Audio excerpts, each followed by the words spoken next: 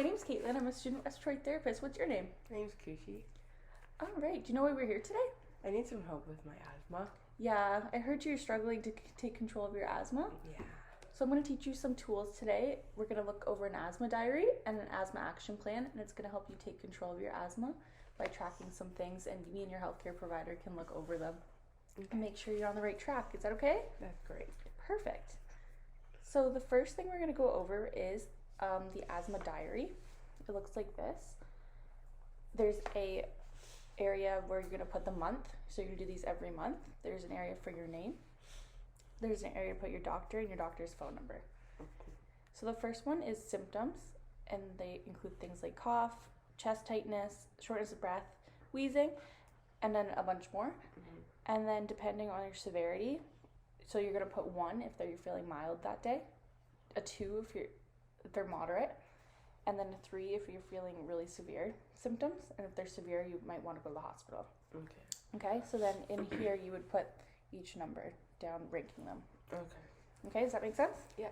No questions yet? No. All right, and then medications. There's a medication area. So I heard you're on Symbicort right now. You're going to take 2 puffs of this a day, is that correct? Yeah. Perfect. And then you take your blue reliever, aka Ventolin, as needed. Perfect. So this one works really fast to relieve your asthma. So if you're ever having struggles, you're going to take this one, okay? Okay. But in the medication area on the diary, you're going to put the dose of the drug, the name of the drug, and then how many times a day you took it, which is going to allow me and your healthcare provider to make sure you're taking control and see if you were not feeling well that day. We can look back and see if you took your meds. Okay. Make sense? Yeah. Okay. And then I heard you're familiar with taking your peak flow, expiratory flow. You measure it in the morning and at night. So here there's a tracker where you can, it's going to show the trends over the month and see if you were doing well or you needed more puffers, etc. But you're going to so you take your peak flow with the device 3 times in the morning and 3 times at night, and then you take the best out of the 3 and put it on this. Okay? And the rank, it's like a graph kind of. At the end of the month, it'll show a graph. And last section of the diary is triggers, where you're going to put things that kind of sparked symptoms of your asthma. So like pollen, grass, cat hair examples. Do you have any triggers that you know of? No. No, not yet? Not yet. Well, then you'll just put them here, and then ones that you think of, and then you'll put a check mark when you encounter them.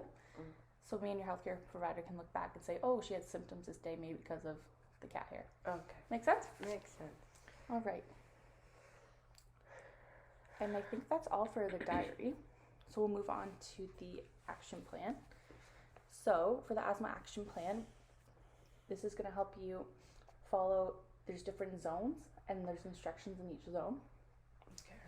So whenever you're in like green, red, or yellow, you're going to do certain things, but we'll go over those.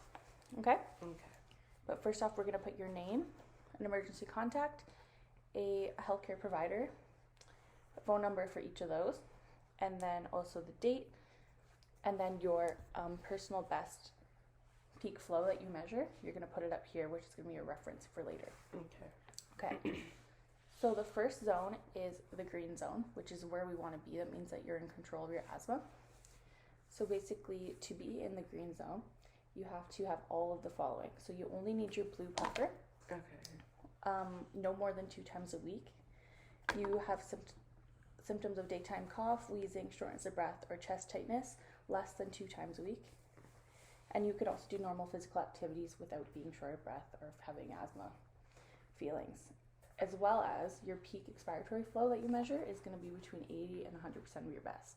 Okay. So that means you're in asthma controlled and you're taking your meds as needed. So your Symbicort 2 times a day and Ventolin as needed. Okay, so if you were in the yellow zone, which is a caution zone, meaning we need to make some serious changes, okay? So when we're in the yellow zone, we're going to use this, we're going to increase the use of your Symbicort to you're going to use it 4 times, 2 times a day. Okay. Make sense? And then your Ventolin as needed. You're going to might need it a lot because you're going to feel more symptoms in the yellow zone. And then we're also going to start the use of prednisone, Okay. which is another medication we can get. When you're in yellow zone, that means that your peak expiratory force is between 60 and 80% of your best. So it's decreased, which means your lungs are kind of getting restricted and it's hard to get the air out because of your asthma. In the yellow zone, you have to have any of these. So you need your reliever more than 2 times a week.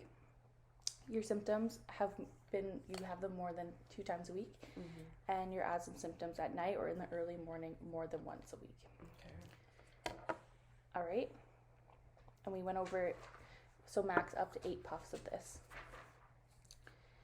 All right. Now, if we're in the red zone, this is important because this means you're not feeling well and you need to call 911 or go to the emergency department. Okay. Okay. This is when your peak expiratory flow is less than 60% of your best, which means you're really not getting the air out. Okay. And then you have to have any of the following. So your reliever lasts less than 2 to 3 hours. You have a continuous cough, continuous asthma symptoms, and wheezing all the time. So every time you breathe, you hear wheezing. Okay. As well as severe shortness of breath and sudden severe asthma symptoms. As I said, it's important to go to the hospital when this happens, and you're going to take your blue one as much as you need just to make sure that it's trying to help you breathe better and open up those lungs. Any questions so far? No. Okay, I think that's all we have here. This means that when you're in the red zone, it's important because your airways are narrowing and you really need this, okay? And it's important, if you can, use this device every time you take your blue one. Okay. Because it helps deposit the medication deep into your lungs and you'll have better effects with this. Okay. I thought that was only for kids. I think that's a misconception that it's only used for kids because a lot of parents and kids use this to help them take their meds, but actually it's really good for any age. Okay. Because it always gets it deep into the lungs. Okay. Make sense? Makes sense. Do you feel like you might have better control of your asthma now I do. after learning these tools? I do. Thank you. No problem. Thanks for coming. You're welcome.